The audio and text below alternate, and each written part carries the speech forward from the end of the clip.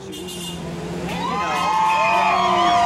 whenever we go to D.C., the Constitution doesn't apply because we can't carry our lawfully mandated. You can't protest in awesome. front of the White House on the sidewalk. You can stand there, but you're not allowed to yell or have a sign. The Second Amendment, the Constitution doesn't apply in the nation's capital. No. The Second Amendment does not apply. So how is it that we can have a rational society? I appreciate it.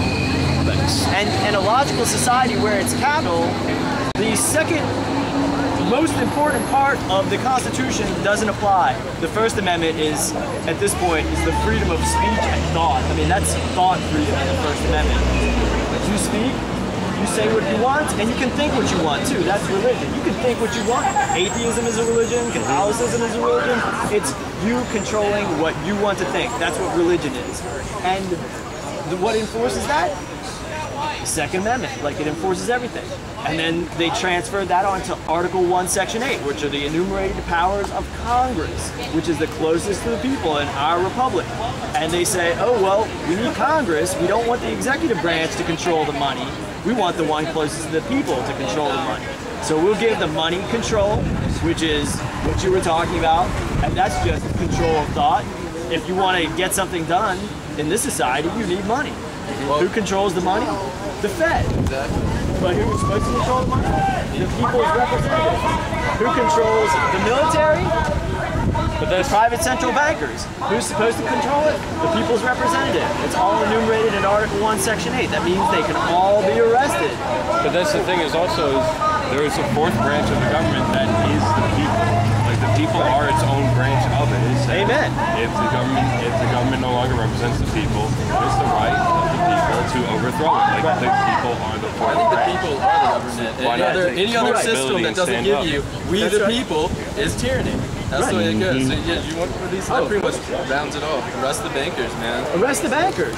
That's what we're saying. Sometimes you got to start with like low-hanging fruit, like Jeff Black is low-hanging fruit enough. Fuck for PD. Results are important too. Sometimes actions you need to do based on results. Low-hanging fruit can produce results more efficiently. Okay. Whereas like you can take examples like let's say the Board of Health. Anything you want to say about what they did recently, their job is to protect the health of the people. They're not elected, they're not supposed to be political. Obviously they're political and do not protect the health of the people. That's low-hanging fruit. And obviously that institution, the branch of the institution, no longer serves its purpose. Well, whether you agree with what they did or not, they still do not serve their purpose. They hurt people. Right.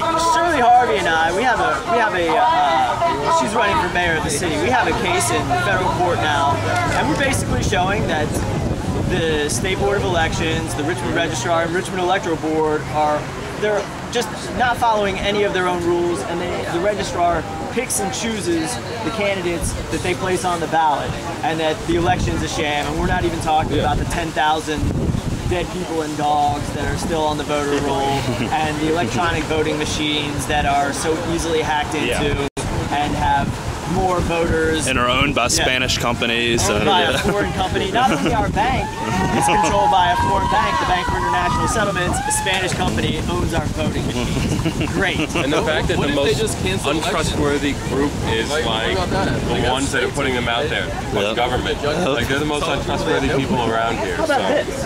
How about there's all sorts of ways to solve a problem? How about we prove beyond a shadow of a doubt, which is what our intention is to prove in federal court, is that the whole thing is a sham, and then we say, where do we go from here? We want an independent investigation.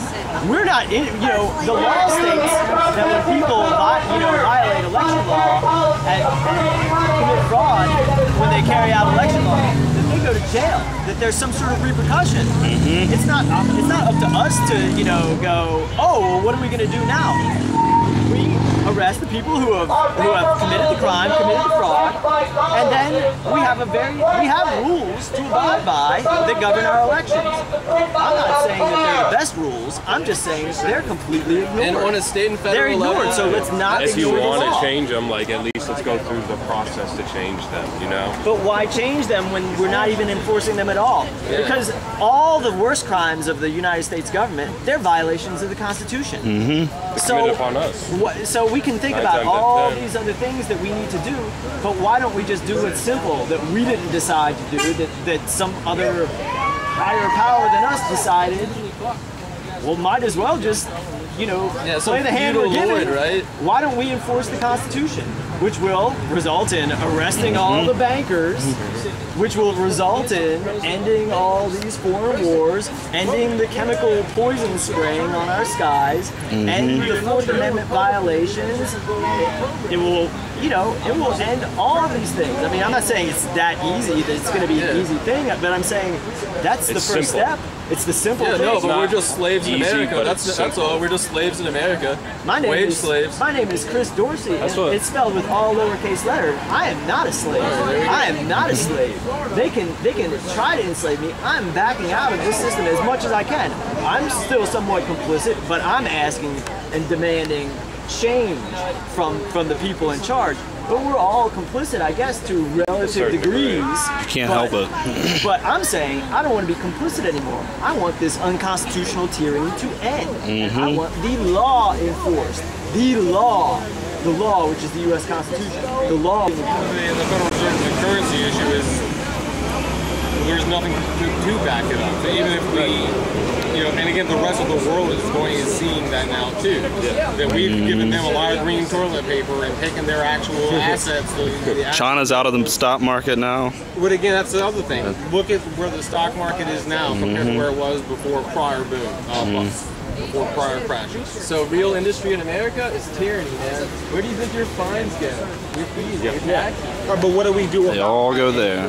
New currency, or you know, backing the dollar by what? What do we back it by? Well, we don't have a dollar though. We need to have an actual U.S. dollar before we can back it with anything, because all we have is a Federal Reserve note. And like I said, and like smarter people than myself have told me, the Federal Reserve doesn't have anything to do with the U.S. Constitution. It is the American arm of the world's private central banking cartel that takes its marching orders from the Bank for International Settlements in Basel, Switzerland, the IMF, or whatever little entities. But yeah, it's Basel, Switzerland, the rules by which all the private central banks work. This is not secret. This is their own information. It was Basel I, now it's Basel II, transitioning into Basel III. They say it's QE3, but it's just the American version of the ECB's week before's, you know, unlimited bond buying, and then the Fed, and then, you know, the next week announces unlimited bond buying, and smarter people than myself have pointed this out, and then we go on television and say, hey, guess what? They're making coordinated moves. This makes some people look smart, but it's not smart. It's just seeing what they're doing. They're telling us it's something else. Yeah. Everything, it's all fixed. It's all fixed. The entire game is fixed. It's all fixed. It's all fixed. Whoever controls the algorithmic computer programs, like Knight Industries, when they try to upgrade theirs and sold other companies stock. I think it's pretty simple. Like when you start seeing exactly what's going on with these coordinated moves, and then you can even tie them to like these crazy false flag operations that are popping up everywhere. I mean, do you really believe that because of, you know, rioting at an embassy that doesn't exist in Benghazi, Libya? There's no embassy in Benghazi, Libya. Why isn't the media telling us that? But that just because one ambassador was killed, then all of a sudden, you know, more than a dozen countries, armadas are heading towards the Straits of Hormuz. The official state story is that it's the film. Not one person I have asked. Who created the film? Those who were involved or not. Just any man on the street. Not one person believes it. It's all been strategically planned. I mean, since the Fed has lost now. Because of the formation of the Fed, the dollar is now at 98% of its value in its loss.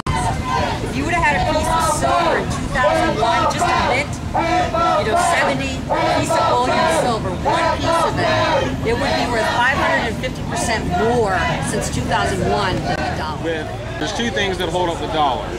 The credit rating of the United States government, which has already been downgraded twice, and the demand for the use of U.S. dollar currency historically for all oil transactions set up by the Nixon administration with agreement with OPEC.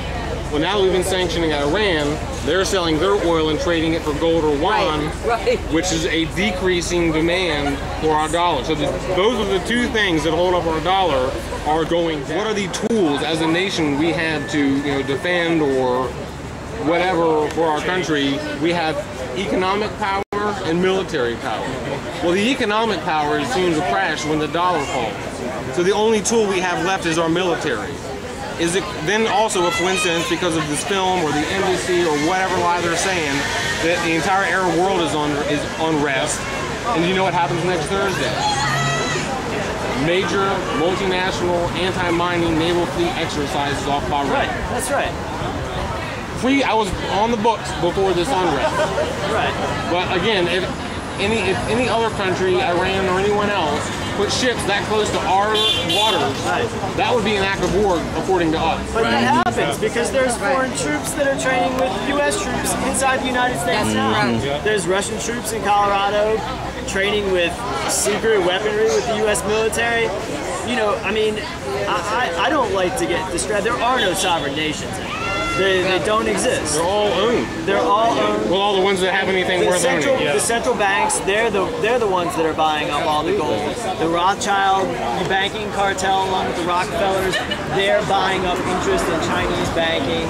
They're, the people in control. It's not like a new group is in control. Oh no, it's the same old group at doing things. And at this point, what I would say is I'm going to be a broken record all day. All we can do is we know where these people live. If people want to have drone strikes against the people who carried out the 9/11 attacks, you know what? I think that there's better ways of carrying it out, but if we are going to do that, which is a policy, we're going to need to target the Rockefellers and the Rothschilds and the Greenbergs and the Bushes. The real criminals. And the Cheneys. We're going to need to go after the Buzzy Krongrad, the George Tenet. We're going to need to Larry Silverstein. We're going to need to go after them. If we have drones, they're going to be flying around. They're planning on flying I've around. seen one in my apartment already, about a month ago. VCU is making it. Our state taxpayer dollars is going for VCU to do work for us to pay for Northrop Grumman to get to free prototypes and technology using state taxpayer dollars. But Northrop Grumman, they're a little offshoot of the Fed, but they're one of the main things that controls our state government. Northrop Grumman, they control the entire IT. And that brings up another issue. We have no choice about whether or not we pay taxes, nor do we have any choice about how those tax dollars are spent. Right. Well, so that is taxation without representation. Of course. And most people don't even understand how the monetary system works. They don't understand that all the tax money that is supposedly collected is going through the International Monetary Fund. Exactly. People really understood where that money's going. There are international bankers running the Federal Reserve. Right. International. This is not just the United States. It's a very subtle propaganda, as it was in Nazi Germany and anywhere else. If you look at, again, things like the Patriot Act, Citizens United, Federal Reserve, it all sounds great. That's how they get you. I'm running for sheriff of the city, and when I get in, Jeff Lacker, he's the most logical person. I was about to ask you about that. You're going against Woody still, right? If he chooses to run, I mean, he's got a lot of wrongful death lawsuits. He's violated the 8th Amendment to the Constitution many, many times. He's hired all of his family members, and he's getting paid $140,000 a year to shred the Constitution. He's got millions and tens of millions of dollars worth of wrongful death lawsuits coming his way. It's going to drain the city coffers. So if he chooses to run, I'm going to run against him. My intention is to enforce the law of the land, which is the U.S. Constitution, which is the law of man, and God's law, God's law, divine law, which was what inspired this document right here. A higher power than us, made this document. It's been the natural law of the land since before the Constitution was formed.